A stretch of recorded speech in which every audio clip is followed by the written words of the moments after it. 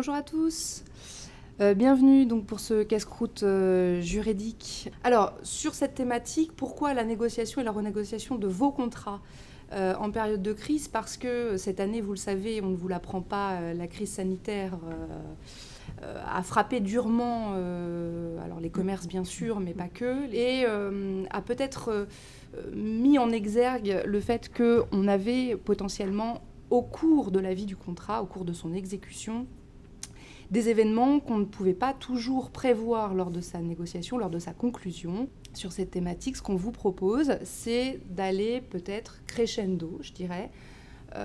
D'abord aborder la phase négociation, donc comment est-ce qu'on anticipe, quels sont les mécanismes contractuels auxquels on peut penser qu'il faut éventuellement inclure dans vos contrats. Et puis, plus ça va, plus on avancera dans la situation de crise pour évoquer comment est-ce que l'on réagit face à cet événement, quels sont les mécanismes amiables. Avant, on voulait vous proposer un petit peu de méthodologie pour essayer d'organiser un petit peu la façon dont on peut rendre ces contrats plus agiles et dont on peut réagir en période de crise. Donc le premier réflexe, c'est déjà aller regarder ce qu'on a dans le contrat, avec son fournisseur, avec son prestataire, avec son client. Alors le contrat, attention, entendons-nous bien, un contrat, ça peut être un contrat en bonne et due forme, tel qu'on l'entend au sens général du terme. Mais attention, un contrat, ça peut également être une commande, un devis par exemple, accompagné peut-être de conditions générales de vente, qui a été signé, qui a été accepté. Et là, on peut avoir effectivement un contrat qui est pur et parfait. On a une offre d'un côté, une acceptation de l'autre, et on a un contrat parfait. Ça peut également être totalement informel, des fois peut-être des échanges de téléphone, avec peut-être quelques mails à côté, des échanges de mails. Donc première chose, se référer à son contrat. Donc j'allais dire retrouver son contrat. Si on a une contratech, c'est très bien. Sinon, en tout cas, il faut essayer de rassembler les éléments en amont pour bien voir ce qu'il y a dedans et ce qu'on avait prévu initialement. Ensuite, il faut regarder quel droit est applicable au contrat. Alors de deux choses l'une, soit dans vos contrats, ils sont bien faits, et vous avez une loi qui est applicable, qui va prévoir ce contrat est soumis par exemple au droit français. Et si on n'a pas de droit applicable, il va falloir chercher quel est le droit applicable au contrat. Pourquoi? Parce que les outils là, dont on va vous parler aujourd'hui sont essentiellement en droit français. Troisième point à vérifier, la date de conclusion du contrat. Pourquoi? Parce qu'en France, on a eu une grosse réforme en 2016 du droit des contrats. Et on va le voir, on reviendra dedans sur ces points-là dans notre présentation. On peut avoir des réponses qui sont différentes selon que le contrat a été conclu avant 2016 ou après 2016. Donc point à baquer. Et également, attention aussi aux contrats qui sont peut-être pas tout à fait signés, qui étaient en voie de conclusion au moment de l'intervention, de l'arrivée de la crise. Parce que dans ces cas-là, on est peut-être en pourparlers assez avancé, ne pas rompre les pourparlers tout de suite, etc. Il faut aussi se poser un petit peu.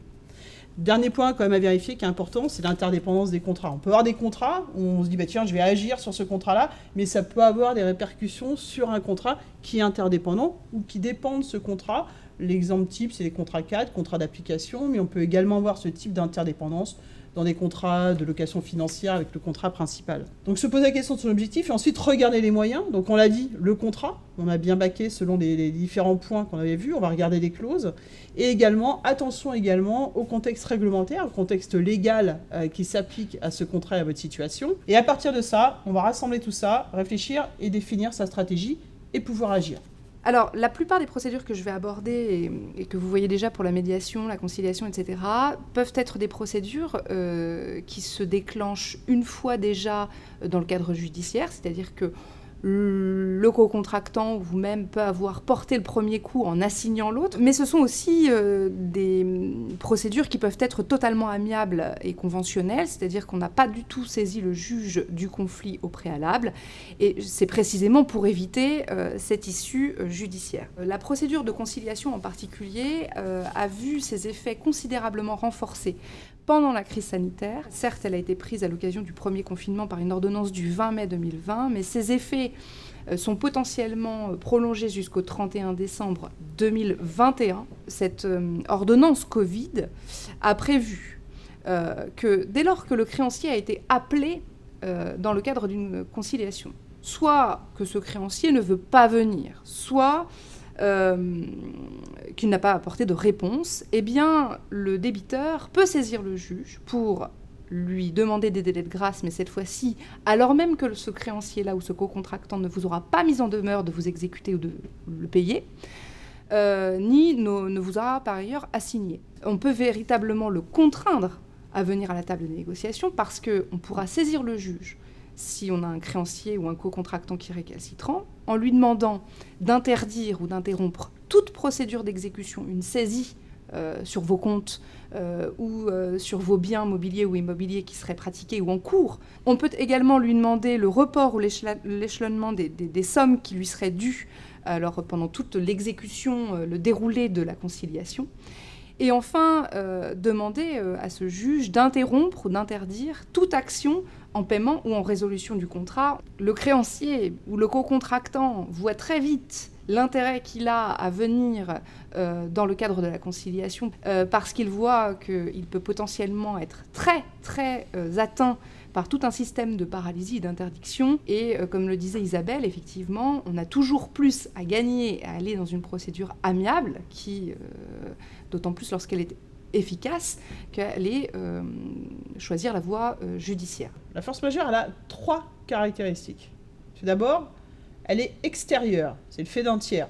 C'est pas moi-même qui me crée ma solution de force majeure, sinon ce sera un petit peu simple pour m'exonérer derrière de l'exécution de mes obligations. Deuxième condition, elle est irrésistible. Je ne peux pas faire autrement que de ne pas exécuter. Je n'ai pas d'autre solution. Troisième critère, elle est imprévisible. Au moment où j'ai conclu le contrat, où je me suis engagé effectivement à exécuter le contrat selon les termes qu'on a convenus, je ne pouvais pas prévoir qu'il allait se passer un événement de force majeure comme celui qui arrive aujourd'hui. Alors si on se place, en tout cas, sur le premier confinement, en tout cas au printemps dernier, première condition, je vous disais tout à l'heure, le fait d'un tiers extériorité. Alors il est évident que quand on est confronté à un virus tel que le Covid-19, il est bien évident que c'est le fait d'un tiers, il n'y a pas de souci sur cette condition, elle est bien remplie. L'imprévisibilité.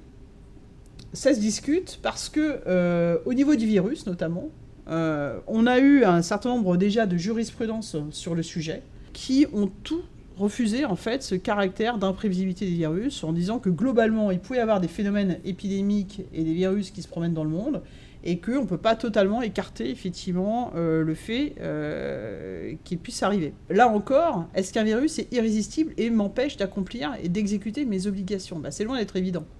Et effectivement, d'ailleurs, la jurisprudence l'a également refusé pour le chikungunya et pour la dengue. Est-ce que préventivement, si vous fermez l'usine, c'est pas une décision qui vient de vous ? Ou est-ce que c'est véritablement le virus qui vous a empêché effectivement d'ouvrir l'usine ? Par contre, sur les mesures gouvernementales qui sont intervenues en France pour essayer effectivement d'endiguer tout ce phénomène, effectivement, on a sans doute un critère d'irrésistibilité et peut-être en tout cas chez nous aussi d'imprévisibilité, parce qu'on n'a jamais vécu ça très concrètement. Ici en France, on pouvait difficilement effectivement s'y attendre. On ne pourra plus invoquer la force majeure à partir du moment où effectivement elle est déjà survenue. On ne peut pas dire aujourd'hui je ne pouvais pas prévoir qu'il y aurait une situation de Covid, mais non, on est en plein dedans. Il y a une première vague, effectivement, au mois de mars.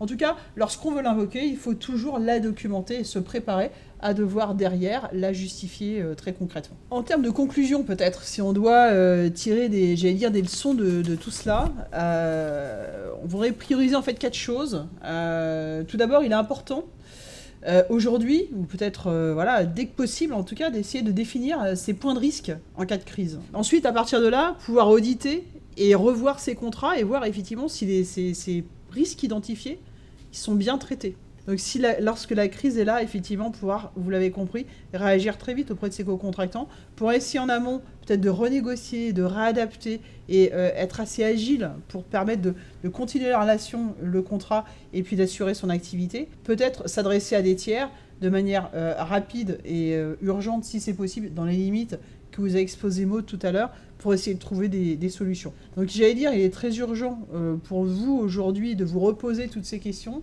et à la mesure de tout ce que vous avez pu vivre, de bien réidentifier ces risques et comment est-ce qu'on peut essayer de les traiter dans le contrat pour être prêt pour la suite. En tout cas, on vous remercie beaucoup d'avoir assisté à ce casse-croûte juridique. J'espère qu'effectivement, il a pu vous faire avancer et reposer peut-être les choses. Merci beaucoup à tous. Merci beaucoup.